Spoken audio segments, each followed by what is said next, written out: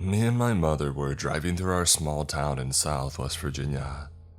My mother and father are divorced and he lived in Tennessee, which is relevant to a story that I've talked about before, not necessarily this one. Anyways, they had very different viewpoints on helping out hitchhikers, as my dad was very much into hiking, camping, etc. But there was a woman walking down the road, mind you, and it's very hot outside. It's summertime and I noticed that she was carrying a child swaddled up in a blanket. This struck me as a poor choice considering it was the middle of summer and just seemed too warm for a swaddle. So I said to my mom, "We really need to pick up that woman. Surely she isn't far from where she needs to go, but she has a baby." And to my surprise, my mom pulls into the gas station parking lot, tells me to go in and get a large bottle of water, and we'll ask her if she would like a ride. So we pull out of the gas station and approach the thin, almost sickly looking woman, and she very quietly just grabbed the door handle and got inside. Not saying anything at all, not even a thank you, which really didn't sit right with me, because this is the South. Everyone is friendly and approachable, for the most part. So we ask where she needs to go, and me being in the passenger seat, I turn to look at her, and she's looking down at her baby and cooing at it. She replies without ever looking up from the swaddled being. About 2 miles past the Dollar General on Jeb Stewart, and we were very close to that area. I decided to turn and speak to the woman and maybe get a conversation going, but as I get a better look at her baby, it actually was a drywall hammer wrapped up in a blanket, inside of another blanket. I froze. It was like I had walked into a deep freezer. I told my mom that I really think we should stop because I heard what sounds like a knocking and I was very adamant. We needed to stop at the up-and-coming Dollar General. As we pull in, I told my mom to get out of the car and that I needed her help locating the noise. And we met each other at the hood of the car where I told her, "Mom, that's not a baby. She has a hammer in that blanket." To which my mother advised me that we should walk inside to see if they had anything to help close that up. And we told the woman that we would be right back. And we walked inside and told them to call the police so that they could help this woman and that we could no longer have her in our vehicle. And we explained why. My mom gave her some vague reason as to why we couldn't take her further, and she got out of the vehicle very angrily but almost confused, and we left her in the parking lot. She very well could have been a really confused woman, maybe with some mental issues. I don't know what was going on with her, but I do know that I don't think she had good intentions for us.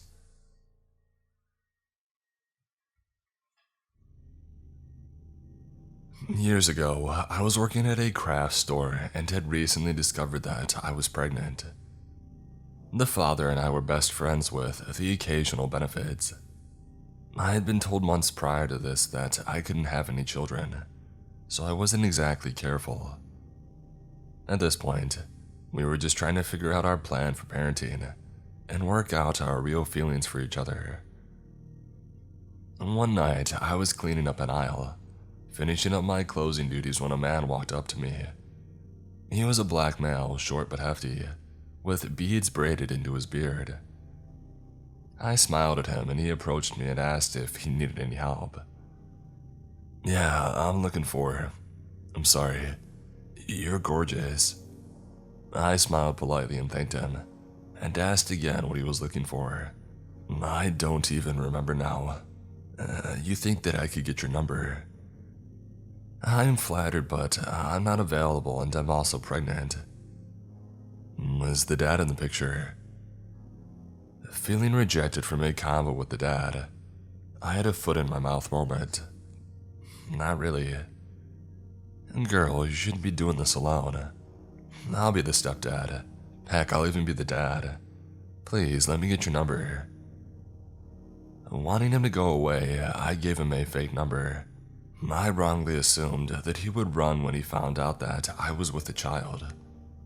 I also wrongly assumed that he would get the hint when he tried to call, and it wasn't me.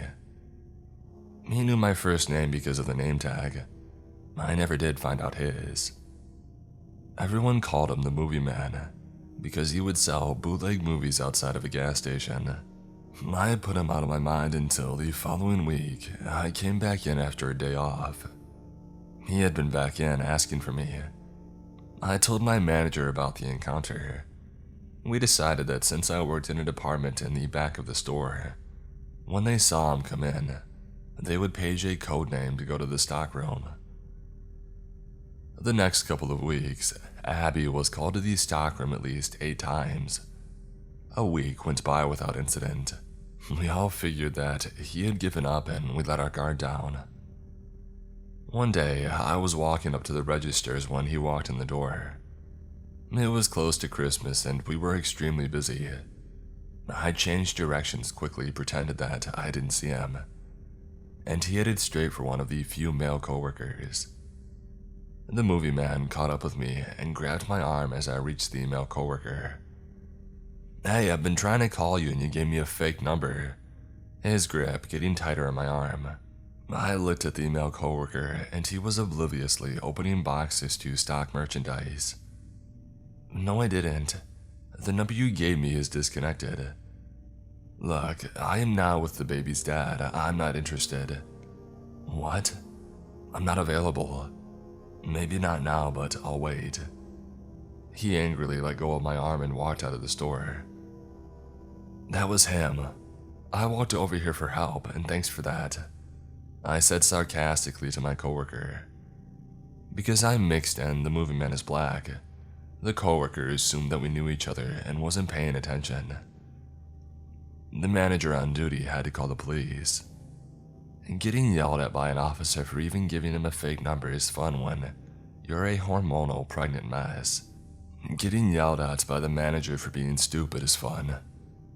She got a stern lecture from both the officer and the head manager for not reporting it when he was coming in multiple times a week. It's been 8 years, and other than a few Abby did the stockroom pages after the last encounter, I have not seen or heard from him since then. I'm also a lot less polite when it comes to situations like this.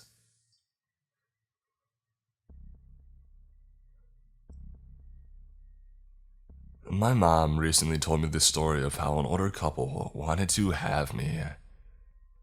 My parents and I used to go to an old, fancy restaurant by the docks, and while it's still there to this day, we haven't had the chance to go back. I've been going to the same restaurant for as long as I can remember, and I love the food, and preferably the filet mignon. I don't remember this encounter, and maybe that's a good thing. It's 2003 and my parents decided to take me to the restaurant for the first time and have a nice evening meal. My dad ordered as usual, my mom ordered the filet, and she ordered me something off the kids' menu. I ended up eating my mom's filet because of how much I liked it, but my mother's a sweet woman, so she didn't mind. Just as we were finishing our meal, an older woman waltzed up to the table and said, "You know, when I saw you two walk in with your baby, I thought, oh no, it's gonna ruin my dinner. But your baby is so well behaved and pretty too. I would like to have your baby." My mom laughed it off as a joke and thanked the woman for her kind compliment. The woman walked back to her table and sat down next to an older man, probably her husband. My mom said that whenever she looked at the couple, they would have their eyes locked onto me. She did her best to try to ignore it. As we were about to leave, the woman walked back to the table and said, "I would really like to have your baby." My mom got really creeped out and tried her best to keep her composure. "Oh, she's not for sale," the woman just said, "but she's so pretty. I would like to have her." My mom told the crazy lady that she couldn't take me away from her parents. The woman scoffed and walked toward the exit, with her husband or whoever he was, standing next to the door eyeing us down. My dad didn't do anything for some reason. probably because he knows that he's big enough to do some damage if the woman tried anything. I'm glad that I don't really remember this, but the crazy lady wanted to keep me for herself.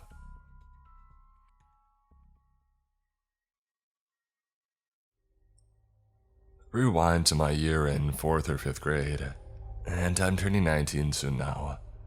My grandma from Alaska had drove her motorhome down. I'm in Florida, and she had brought her beagle, Ginger.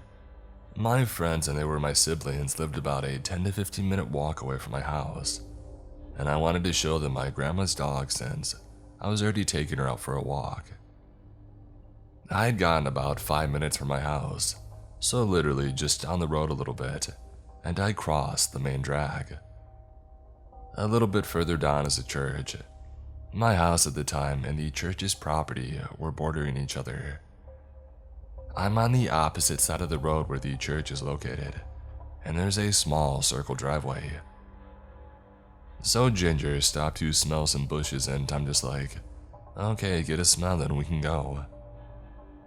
But then a guy in a white truck with a small trailer pulls in and parks there, and I don't really think anything of it. He gets out of the car and leaves the door open. I look over, and there's a girl maybe 7 or 8 in the passenger seat. Her knees are against her chest and she looks scared. The guy hollers at me from across the street, so naturally I look over. He says, "Hey, I'm not gonna hurt you," over and over again, and then he starts crossing the road. I'm starting to freak out, and I start pulling Ginger's leash, but she is way into this bush and won't budge. He gets halfway across and there are no cars, and he asks me the most bizarre thing that I've ever heard. "Do you know anybody that's selling babies?" I look to the side, really anxiously trying to think of some kind of lie to get him to go down the street, or something just to get him away from me. I ended up saying, no, sorry. And Ginger finally was done, so I started to book it back home. He left and said nothing else and drove away. I totally forgot about the girl in the truck. I'm walking across the street back home, and some guy in a bug exterminator truck tells me that he saw what happened and asked me if I was okay. I just say yes, still being creeped out about talking to literally anybody else, and now a second guy shows up. He left shortly after, and I walked into my house and told my mom and grandmother. They were horrified that it had happened so close and they had no idea. My mom called the police and they took a description from me via the phone, but it was really bad because all I knew was that he was a little bit taller than me at the time, maybe 30, and he had a white truck and a trailer. I remember my stepdad pulling up people who got arrested recently and asked me if I had recognized any of them. Of course I didn't though. Years later, and I really hope that girl is doing fine. And I just hope that was his daughter being really creeped out by him. Also, I hope no other kids got to talk to him. It was a really nerve-wracking experience.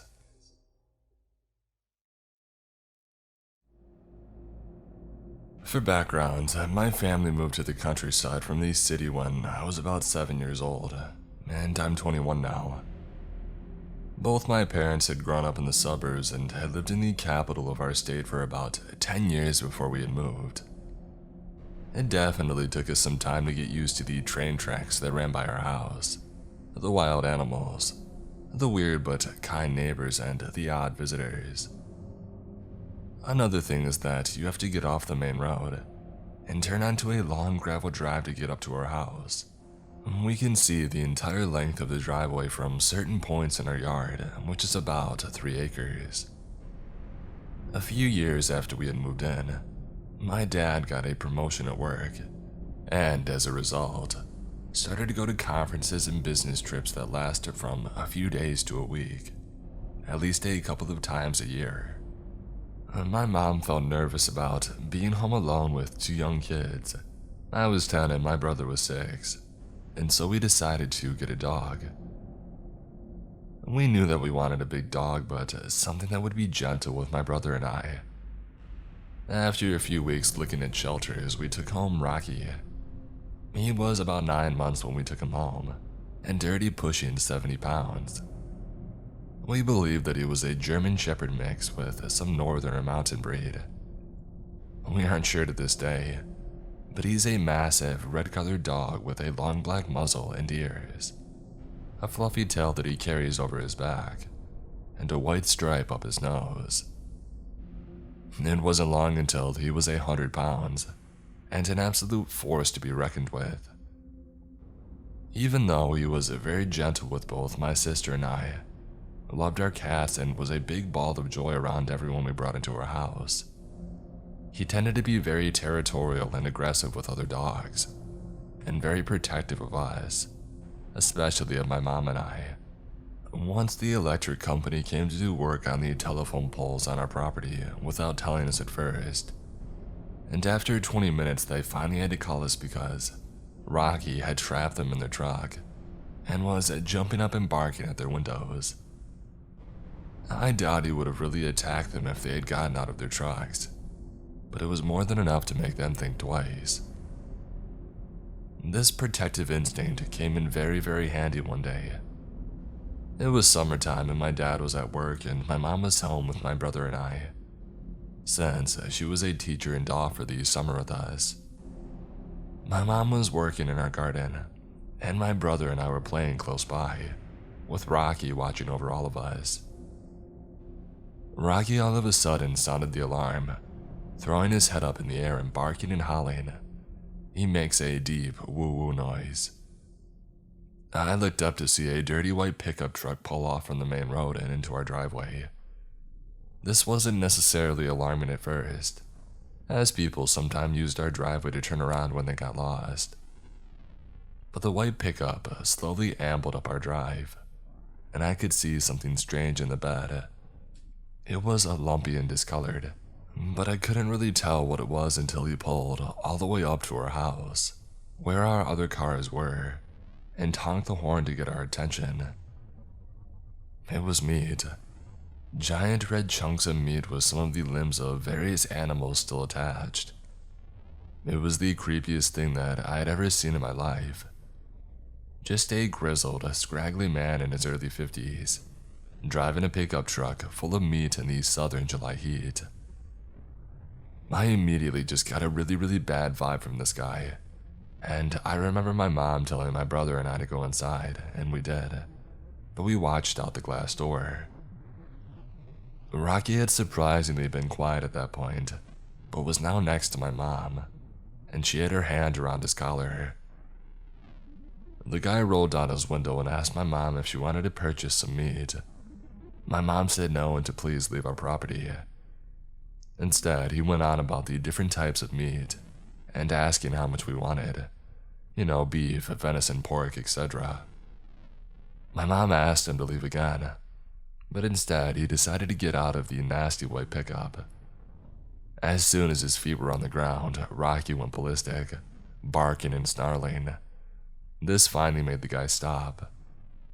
He looked at Rocky, looked at my mom, and then asked, "Does your dog bite?" And my mom, deathly serious, replied, "Only if I tell him to."